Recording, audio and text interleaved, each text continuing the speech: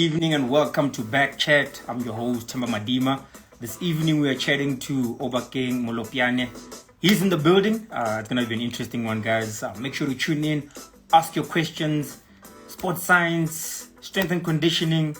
He's your man right here. And it's going to be an interesting chat with him. So make sure, guys, if you've got any questions, put them through. You know, the aim of these chats is for us to interact. I'll try to take as many questions as possible. But yeah, it's going to be a good one. So welcome, everybody. It is a Monday. And I see OB is in the building. I'm going to quickly send him an invite. And then we're going to go live. Hope everybody's doing well. It's been a good day. Nice and hot. The way we like it in South Africa. Yo, OB. What's happening, Timber? Are you doing your good, brother? I'm 100% yourself, bud. Good. Yeah, it's good to have you on here, man. I think it's going to be a good one. I'm looking forward to this.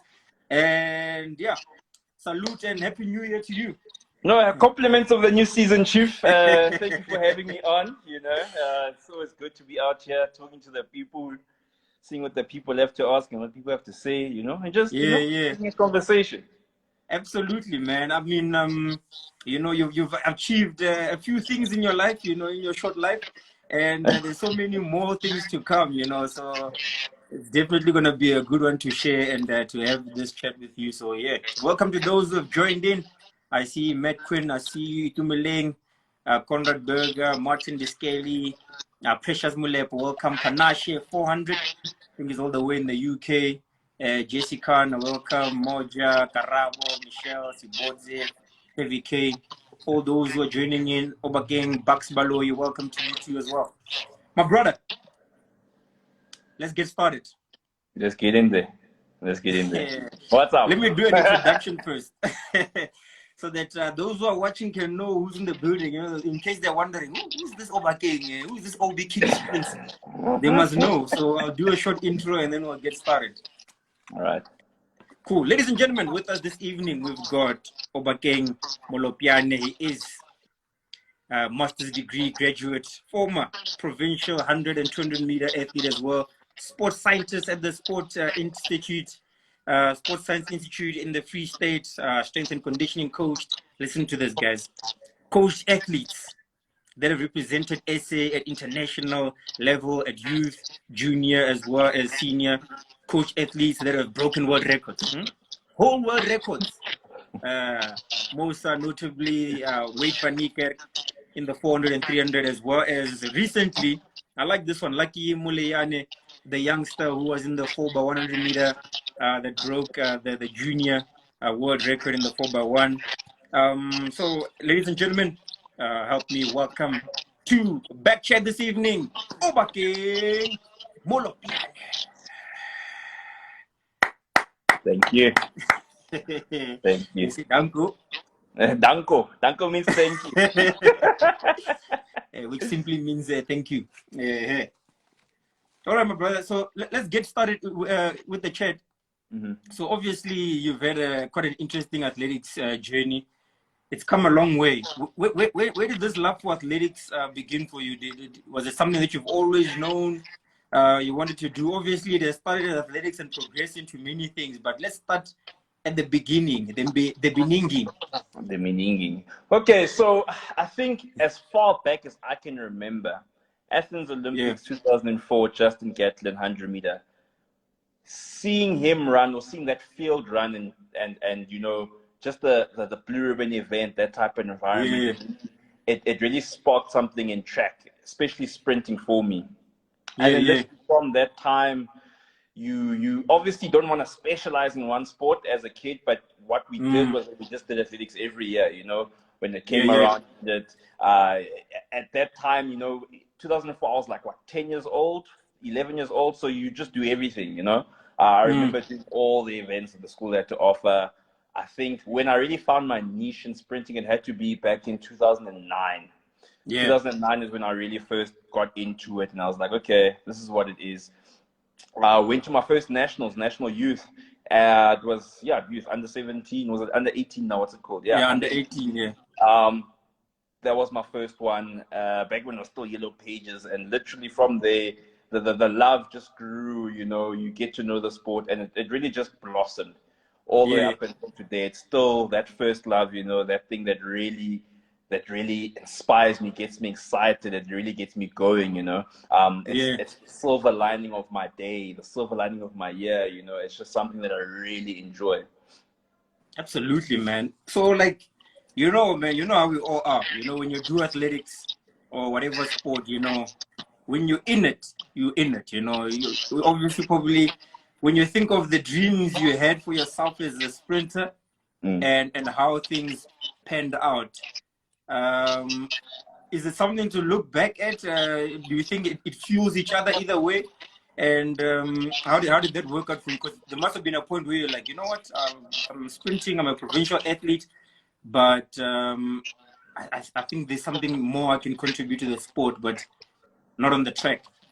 I think I came to that realization maybe in around 2014, 2015, when I realized I just wasn't getting any better. You know, I knew I was quick, but something was missing within me, and I just had to figure that out. You know, there were things that were bothering me, and things that didn't really make sense. You know, why am I not progressing? Why is this not happening? And it really gave me that type of feel to say, you know what, I need to figure it out and make sure that this doesn't happen for other people. You get what I'm saying? Like, at least athletes behind me, athletes that come after me, like it just can't be their reality as well. Because I still believe I would have at least gotten, you know, a bit further than what I did from the provincial level. But I mean, it is what it is. In my professional life, I obviously went on to do some of the things that I thought, wow, okay, I could have done this as an athlete, but I'm here as in my professional capacity as a sports scientist, and it still feels as good, you know. There's still obviously certain things I still want to achieve as a professional, but I mean, as far at the age of 28 right now, I'm over the moon, you know. I'm at that point, I'm just like, wow, okay, this has already happened, and there's still more to come. You get what I'm saying? Man, what you've achieved at the age of 28, man, it's like, you know, many people will fight many years or even lifetimes to try to achieve it. So I think that's the beautiful story about it. Like, you know, it's sometimes, and I personally like it when the sport that you're involved in, you know, turns to blossom into a career and you end up being a specialist and progressing and still contributing and giving back to the sport, you know, because I think you look at soccer, you know, there's how many PSL clubs and then first division, etc. So you can be a coach at one of those clubs. You can be a conditioner at one of, but in athletics, there tends to be no set career path in it, you know. Unless if you get one gig as an interviewer or your presenter there, or there's you know what how many analysts do job at Backtrack, you know. Get the tenders in, yeah. You know how it is, you know. So it's very limited, you know. And from us at Backtrack and Backsports, it's been one of our biggest passions, man. We've always wanted to allow athletes to be able to come, you know, make an income, support some of their dreams, and then, you know, still go back and run and so on. And you know, so it's not easy. Absolutely. I like that you kept to that love, man, and that love paid off. It paid off. Yeah, no, absolutely. It really did. Also, like, I would also have to just, you know, thank the people for giving me different opportunities in my journey along the way. Because I mean, at some you should not be giving someone who has so little experience to take such a big job and so forth. You know what I mean? Like, it's such a thing that is like, wow, I've been so blessed along the way, and it's put me where I need to be. And then I'm just like, okay, now that I'm here, I can now see a clearer path. Whereas before I was like, how the heck am I going to climb this, you know, this little valley or this little mountain, you know? Eventually over time you get to see, okay, now things have happened and now I see clearly. So yeah, talking about that, I mean, like you said, I mean, you're the, you know, like, for those who don't know, you know, you worked alongside Coach Wayde van Niekerk. You know, that in itself is, yeah, you know, it's worth a book. It's a book's worth of experience, a journey. And I mean, so let's talk about this. There you are. So you've got your sports science, you're doing your sports science, you've got the degree, you continue, obviously you progress to your master's degree now. But you're 28 now, which means then you were like, still a young bambino, I was a young gun. I was a professional. young gun. Young Thundercat, Yeah. Take us through this journey. Like, how do you, I mean, it's a successful journey. One of the most successful stories we've seen in South Africa, come out of South Africa. Run us through it, man. How does this progress? How do you build your confidence to say, I can actually do this and trust yourself to take on the big task, like you said, I think God was really on my side when I started with Wayde, because you must remember, I've been his friend from the start. So I was Wayde's friend. So it was a thing of, when he decided to not train at the place he was training at the time, he asked me if I could do his conditioning. I was like, to me, it didn't feel pressure. It didn't feel it didn't feel like I'm under B here now. No, not at all. Like, I just felt, okay, let me just do what I think I know what to do. So obviously my professor at the time, Dr. Eric, he was the Springbok conditioner in 2007 when they won the World Cup. So he basically mentored me through just, programming and stuff at the time. And he's the one who said, jump onto this block periodization thing and see if it works. And literally from that time, from that year, March 2015, it started there, and it just climbed up until we are today, Obviously, I didn't feel any pressure there. But you must remember, 2015, I was still studying. So I was still doing my honors. So end of the year, I get my honors. The following year, in April, I get hired where I work right now. So from there, now I'm exposed to different types of sporting codes. And I'm talking things like wrestling, things like cricket, things like judo, karate, all these things, right?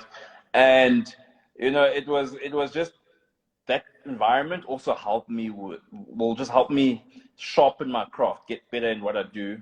And obviously the love for track still grew. So I was always in the trenches, reading those articles, and I specifically go for articles, like academic articles, instead of blogs, because I figured that in the fitness space in general, there's just a lot of noise happening in blog articles. Exactly. You need to hear the from the horse's mouth, so to speak, and then formulate your own opinions, and then after that, read those blog articles, and then see what you can get from other people's anecdotal experiences. So the track stuff just kept climbing and climbing and climbing. It got better over time. I just got sharper in the craft. I saw things more easily.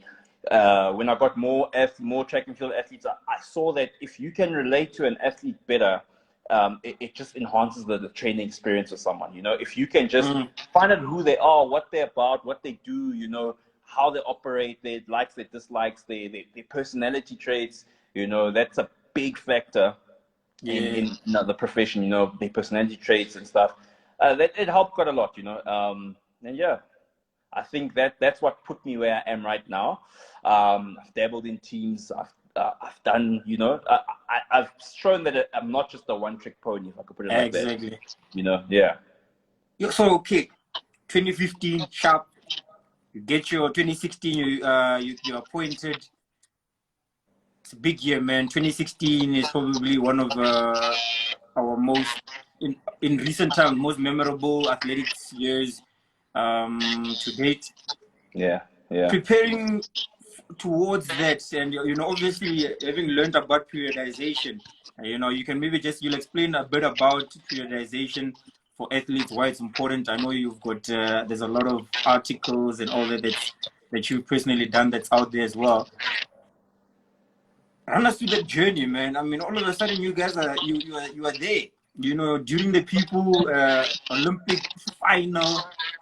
It's a journey towards that race, world record, and all that, and being part of the team and the build up towards it. How does that start from the beginning of the year towards that? Oh, obviously you got to start with your planning. I mean, my whole master's dissertation was on that, or portion of it was about that season. And literally from day one being, let's say, October, can't remember, it might have been September, October, but you start planning. I say it's easier to plan at the beginning. It's easier to plan until the very end. it's very easy to write future predictions because you like to be generous to yourself, you know. Then obviously over time you must just make sure that your program gets fulfilled or there is decent progress. Now back then I wasn't as relaxed and chilled as I am now in terms of, you know, if something's not happening according to the plan, you know, something must change, or, you know. Yeah. I've learned to let go of certain things over time. But yeah, so you plan from the beginning. You do a double peak. Sometimes I think for that season was a half triple peak. So meaning there was a SA peak, and then there was a mid-European peak, and then there was a final peak for the very end. So that's hard. Obviously, you put in, not really, like if according to the block periodization system that I used from 2015. So that system dictates that you go through a phase of accumulation weight. So that's just, let's say we're bumping up our strength levels as high as we can get them, and or as high as we necessarily need to get them. So let's say that runs for about 12, or not even 12 weeks, no, 6 weeks. 6 weeks. Science dictates that those gains are going to last for another 6 weeks, even after you stop training them. You just need to constantly just top it up a bit, maybe once a week. You move into the next phase, which will be a transmutation phase. That's now when we feed into the power. We add speed to the strength that you already have. So that's that you look at around about January, February if you're in the South African season. If you're looking in the European season, you're looking at around May, June. And then you've got your realization period after the transmutation. Obviously, the middle period lasts, let's say, 4 weeks. So now you've got 6, you've got a 4, right? So that's 10 weeks in total. Then at the very end, you say, okay, we're gonna go into a taper period and be at our best that we can be for the next 3 weeks or 2 weeks, whatever time span we have. So if it's in the first peak, we normally say 2 to 3 weeks. And then the further along the line you get, the shorter those windows of opportunity get. Then you just race through your peaks and then hit the top, and then you start over again. But I don't like using the word start over. You just sort of start accumulation again, but obviously short blocks now. So the first big peak was a long 12-15 week calendar. The next one maybe 8, the next one maybe 6, you know. And that's just how you roll onto it. Leading up to the Olympics, I won't lie to you, I did not feel pressure up until the night of the semi-final. I think when that happened and I saw the lane draw, not that I had doubt, but it was a thing of, it's not as clear cut as it was in my mind before that. It wasn't a clear cut scenario. It was a thing of, and it's never been done before. So you must remember, no one at that point had the at least that 10% of hope to say, maybe, you know. Next. It was not there. It, like, no one had an idea of anything like that. So I felt pressure. I asked him I think it was the night before the final. I asked him, "You good to go?" And he says, "No, he's ready. He's ready." And that was that, man. That's all she wrote. That happened, and then lives were changed. You know, the world was changed. Lives were changed for real, man. I mean, just run us through some of the emotions. I mean, I think it's so easy to say we all share the same emotion. I mean, I won't forget that day I was sitting on the couch. You know, it's like 3 or so in the morning. It's like, you know, blanket, and you just like you anticipating this. The nerves are running crazy, and then the explosion after that. What's going on for you and the team and everybody that's worked on that? Did you drop a tear, Obi? Oh, absolutely, man. Absolutely. I'm not going to lie to you. I think that the tear, though, was from the anxiety that was off my shoulder or off my head. The anxiety was gone. And the relief, and then the excitement came through and everything. I was still staying on campus at the time in the athlete house. And the other guys were watching in another room. I decided to watch alone in my room. Because I was that nervous to the point where I couldn't even be around people. I watched the race. I saw the finish. I didn't see the time. I just saw the finish, and I ran. And then Gideon Trotter still said, "Hey, look at the time. Look there." I couldn't believe it. I was like, that was almost 42. I was like, that was almost 42. You know, it was just it was crazy, man. Everyone was just super happy. I think it was a definite turning point. I think a lot of people just started to believe, especially within myself. I also started to believe a lot more, and I carried a lot of confidence going into the next season, 2017 season. That just it set off a chain of different things. But not only because that year was also quite special because other athletes did well. I mean, and people like Mareka coming second at African Champs over the 100. I mean, exactly. I was like, yo, okay, now we moving, you know, people are achieving, and it was like a culmination of a beautiful season, you know. I think that's really what set the tone for my next year, and the next year was just built on that. I still say that 2017 was a bit bigger than 2016 for me. Yeah, I think in terms of productivity and how much was, you know, how much we got done, and just the ambition for the season, because we just got more ambitious after that. From 2016 to 2017, we're like, yeah, we're gonna go double gold, you know, double gold in London. Yeah. Like it was there. It was there. I mean, if you put in like 5 more degrees of temperature on that day, it might have happened. It might have, because it was 17 degrees that night on the 200 final. So I say give us 5 more degrees of temperature and it might have happened, you know? Yeah, sure. But man, what a story, man. What a journey. And I mean, you know, like you said, you know, one of the questions I was wondering, like, confidence-wise, you know, I was thinking from that point, you obviously, you know, whatever doubt you might have had or whatever, at that point, once you've achieved that goal, you know, you've got that behind your back. And like you said, 2017, you walk into the season knowing what you guys can do. And it starts to also flow into the other athletes. I'm sure even others are sporting codes as well. So let's talk about the importance of, you know, you spoke about the relationships with the athletes and having trust and, you know, strength and conditioning. You know, sometimes I think it was overlooked quite a bit in South Africa. Everybody focused on just run well. And, you know, bringing in the sports science side of it as well as the conditioning of it. You know, how important would you rate it with regards to achieving goals for athletes?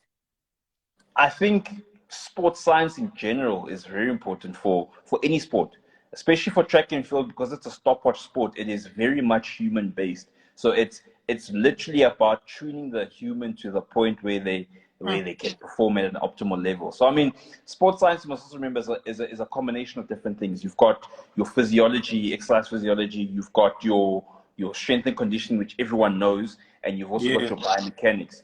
I would go out to say is that in most parts of South Africa, 80% of South Africa, just the strength and conditioning is taken into account, but not a lot of the times the physiology is taken into account, or the biomechanics.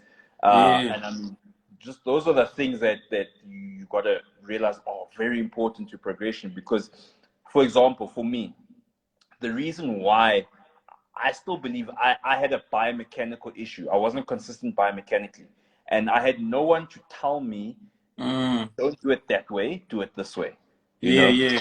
And you see, you get things like that, things like exercise physiology, how people write up their training programs, how coaches write up the training programs. Sometimes you have to use a little, you have to respect the science sometimes to get what you need out of a person. Because sometimes if you just go with your intent of, it feels right. Yes, I know coaching is a lot of a feeling thing, but I still say be led by science. Let science lead you first, and then add your personality to that. You get what I'm saying? So I think sports science still needs to be pushed much more into the sport. I mean, it got me to a point where I'm like, you know what? I'm gonna coach a couple of sprinters the way that I want to do it as a sports scientist. And obviously as a skill coach on the side. And I want to see how far I can get by just purely respecting or being led by science, because that is my profession. I am inherently already led by science. You get what I'm saying? So I always say, man, like, look, just let yourself be led by science and everything else will follow. Powerful, man. That's another thing. Also, you also got to educate the athletes, not just the coaches. The athletes also need to know exactly what's happening, because and this is with many sports. A lot of these people, a lot of these athletes go through life go through their sport thinking, I just a mindless task. I'm just going to do this thing automatically. In Yeah. practice, it can't be just an automatic thing. You physically need to concentrate on the task at hand. You need to know your outcomes. That needs to be communicated. So clarity and communication is another thing, a very big thing. So if us as sports scientists can't really, or like if coaches can't understand us as sports scientists, we need to sort of meet the coaches where they're sitting at in terms of maybe their terminology or their understanding. And we need to literally pull them from that point, because that's the only way we're going to get forward as a country. Powerful, man. I like that. Here's a comment here from Justin. He says, I respect this so much because I incorporate all these factors with my athletes as well. Shout out to Justin. I see Coach Paul Forrest is in the building. Oh. We also have other people that jumped in here. I see Zagiti Nene jumped in. Emilia runs. I see John Dat 25. I see you. Unati 24. Welcome to you guys as well. Oh, Nazim Matthews, he's in here. KZN Athletics joined. Thanks for joining in, guys. Who am I missing? I see Lunati Ntumbe. He says Coach OB with the hands and the crown. Yeah, so you're the king. Yeah, man. But I mean, I think it's everything you're saying is so important, man, because I think we for too long we did it we did it based on coaching and having feeling and knowing what to do, how to create blocks and so on. But I think taking this into Europe now, it's so much more encouraging now, because you've got the likes of Wayde van Niekerk. They go from SA season running phenomenal times all the way into major championships. Akani Simbini is doing the same. The Wenders, LJ Van Zalen did it as well. So it's encouraging, especially for the sprints. Let me just say that, because we've seen it more in the 400-meter hurdles. We've seen it in the longer events. But whatever the coaches are doing currently now is definitely leading to medals at major championships, whether it's World Junior Champs. Coach Paul, yourself, working with the likes of the young man who was also in the 4x4, is it Moleyane? Yeah. And that's all very important, and it's encouraging, because the next generation of coaches that must come they have to be better than you, and better than Tani Ants, and better than and these are some big coaches. Yeah. But we have to produce them, otherwise it's gonna just fall flat. Absolutely. I mean, you need to create a conveyor, but I always say that there's no secrets in sports science. Literally everything is there in plain sight. Just need to find it.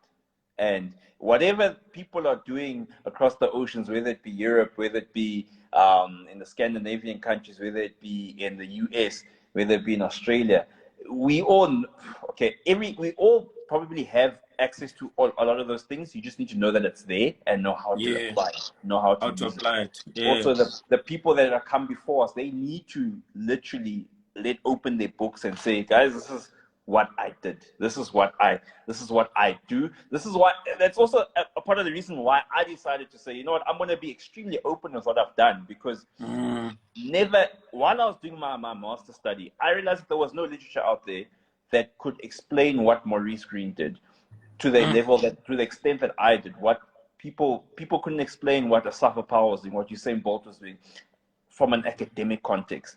Because it's, like I said to you before, blogs, there's a lot of holes in blogs, man. Like it's a lot of anecdotal stuff, and it's opinions. I want to see academic research. Then we move from there and speak to the person who was involved. That's the only way we're going to move forward. So, yeah. Absolutely, man. So we time is almost up, but I want to talk about this, because this is also a good. It's always a good sign of being on the right track and progressing, working with different sporting codes, working with young athletes as well, and getting to a point where you're able to reproduce from Wayde van Niekerk's journey and learning through conditioning and coaching him, and being able to also take it to a youngster athlete or any other up and coming female or whatever athlete. I think that's where I think that's a good sign, because it shows that the knowledge is not just once off. It's knowledge that can be reproduced, it can be shared, and it can make us better, you know. Yeah. So it's tricky because, you know, as a coach, you want to be like, hey, I'm the best. I also want to be the best coach, you know what I mean? I don't think Michael Johnson was Instagramming his daily sessions. Just finished at this time, you know. You also want to have that bit of, but somehow you want to share. So where's the line, coach?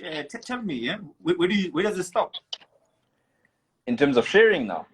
Yeah, when it comes to sharing information, because I think there's a lot of young coaches out there that are gonna be interested. There's also, you know, sports science in South Africa. It's an industry where I don't think it's fully utilized to the capacity that it must be. It's almost as if it's new to South Africa. You know, we still should we use it or not? You know, they think the term strength and conditioning is more powerful than sports scientists, because, you know, a conditioner works with athletes and teams, etc., more, you know. But when it comes to sharing of information, how far do you think we should go in order to make sure that the knowledge is passed on? I think just before I answer that, I think sports science in athletics in a South African context is at a very low level, right? But if you look at things like cricket and rugby, for example, the ones that I know for a fact are quite high in sports science. Those are the kind of levels we need to get to and beyond, right? So it needs to start somewhere. I always say it needs to start with the ASA coaching manuals. Simple, easy as that. It needs to start from there. So the coaches need to be educated in basic physiology, but actually really know it to a high level, because that's what they do on a day-to-day basis. But in terms of sharing information, look, everything that I get, I tend to try speak to people about, you know. If I feel like it's going to benefit someone, I will reach out to them and be like, yo, like I was in King Williamstown this past December with Lonwabo, and he had a coaching training camp there.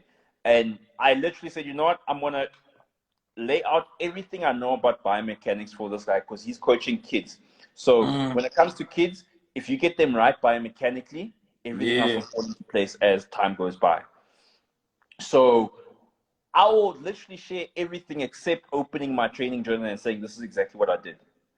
I'll give you the scientific foundations. I'll give you the principles and how I went about my thinking to write for and writing forward. You know what I'm saying? I don't have a problem with that. But in terms of putting work out there for people to literally copy paste, I don't really like that. You get what I'm saying? I don't think it works either, you know, because athletes are so different. We two different chefs. I can give you my recipe. You won't make the same dish as I do. Exactly. Guaranteed, you know? Yeah. All right, man. Yeah, I think that's our time, Obi. But I think, man, it was definitely a good chat. That 30 plus minutes, it flew by. I learned a lot. I hope those who were tuned in were able to pick up a thing or two. And yeah, I mean, you can maybe also share. You've got some body of work that's out currently. You're sharing that on your own Instagram and so on. Maybe you can share that, and people can go check it out as well. Yeah, well, on my Instagram profile, I've got a link in my bio. In that link, you'll find a couple of articles I wrote. Maybe I think there's a radio podcast that I was on a couple of months ago. And then what was the other? Oh, my recent one, my podcast with Strength Coach Network. That was a bit more insight into the specifics. And yeah, I think those are the current bodies of work that are out. I do plan on releasing a lot more this year. So it's a big year, man. It's a big year. Hey. Big things. Big things. The academic. Obi King Springs, the academic. No. I just like saying that academics underpins everything that we do in practice, and it really enhances that stuff, like, to a very high extent. So I support it. I support the science one way. All right, man. Thanks a lot for joining us. A message to South Africans. I think it's a big year, man. I think there's pretty much every championship you can think of, from cross country, indoor, Commonwealth, World Juniors, World Champs. The only thing missing this year is literally Olympics. It's crazy, man. What message do you have to the South African athletics community? You can shoot. Look, guys, you've got like 101 opportunities this year. Like this year, it's not even one championship. There's a lot. There's a lot. Yeah. So aim for the top and see where you fall. Simple as that. If you get to the top, stay at the top. If you fall in the middle, be content with that because you've got another one next year. Next year's what? Yeah. Next year's Worlds again. Yeah? Next year's Yeah. Worlds. And then after that, it's the Olympics. You always you have a chance, Papa. If you shoot for the top and you fall in the middle, it's fine. You can build for the next year, you know. But just don't give up. Wise up, and just and be there. Be present for your training sessions. I think that's the most important thing for the athletes. Be present for your training sessions. Understand exactly what you need from what is expected of you from those sessions. You know, communication is key, man. Clarity and communication goes really far. You'd be surprised how much of a difference it makes. So communicate well and be good, be nice, and enjoy. All right, man. Thanks a lot, Obi. Appreciate it. I see some more coaches are jumping in here. Bumpy now just jumped in. Duke, Worldwide Scholarships. I see you guys as well. But yeah, my brother, that's a wrap for us, man. That's good having you. Have a good one. Keep pushing, man. Keep producing those athletes. And yeah, we look forward to 2022 and to see what it has to bring for us. Make it big. No, thanks a lot, Timber. Thanks for having me. And yeah, well wishes to everyone. Absolutely. All right, ladies and gentlemen, you heard it straight from Obi King Sprints, Obi Molopyane. He was with us. Hope you guys enjoyed it. We'll be back again tomorrow. Tomorrow we're chatting to Rivaldo Roberts, 110-meter sprinter. So tune in, 7 o'clock tomorrow night. We're back again. Obi, thanks a lot, brother. Take care.